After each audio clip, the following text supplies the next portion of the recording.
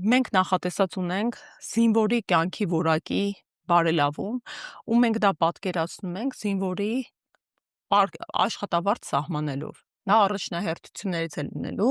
որպեսզի Ներողություն, դրանից գաղափարական կողմը չի տուժելու, չունեք նման մտավախություն։ բնավ, հակառակը, Մոտիվացիան կբարձրացնի։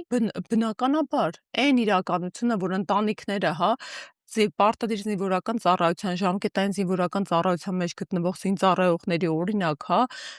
կեցությանը ապահովելու նպատակով ստիպված ընտանիքը, որի մասին պետք է զինվորը հոգ տաներ, իրենք են սկսում նյութական միջոցներ ծախսել, այդ վերացնելու ենք։ Զինվորը պետք է իրեն ինքնավստահ զգա, զինվորը հոգեպես պետք է հանգիստ լինի, ինքը չմտածի այդ նյութական հարցերի մասին, ինքը գոնե մինիմալ իր պայմանները հոգալու ֆինանսական հնարավորությունը պետք է լուծված լինի։ Մենք լուծելու ենք զինվորի անվճար կրթության հարցը,